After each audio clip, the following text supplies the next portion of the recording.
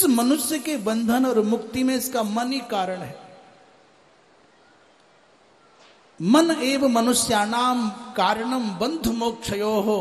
इस मन को जिसने समझा लिया, सारे जगत को उसने समझा लिया।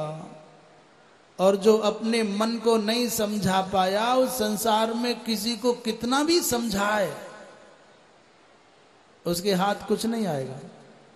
मैं ये कहूं, आसानी से कह सकता हूं क्रोध नहीं करना चाहिए, पर मैं स्वयं क्रोध ना करूं ये बड़ा कठिन है। मैं दूसरों के झगड़े मिटाने की योजनाएं बनाता हूं, बड़े अच्छे अच्छे तर्क और परामर्श देता हूं, पर अपने अंदर की उलझने मिटाने में मैं असफल हो जाता हूं।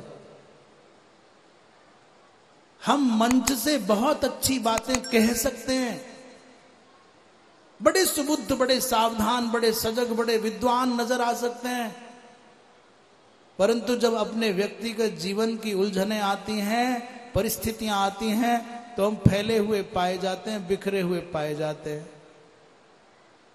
दूसरों को उपदेश देना बहुत आसान है, पर उन उपदेशों के अनुसार अपने जीवन को संवार पाना, साध पाना बहुत कठिन है।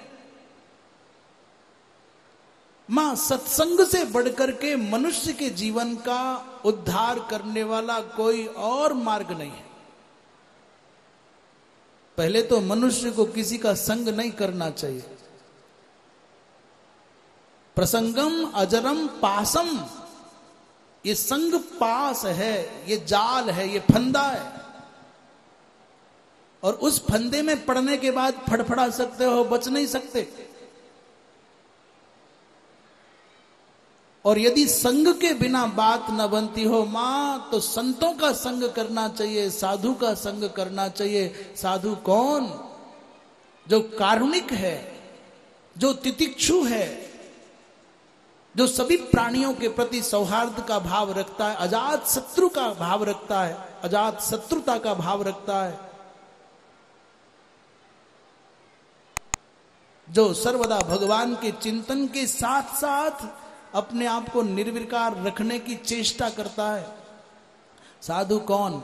जो दूसरों की वेदना का समाधान करने की दिशा में बढ़ सके।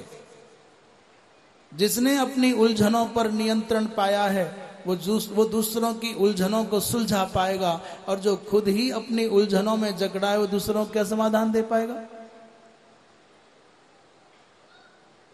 उन साधु भूषण महात्माओं का संग करोगी मां, तो साधुओं का संग, संत का संग, भगवान के भक्तों का संग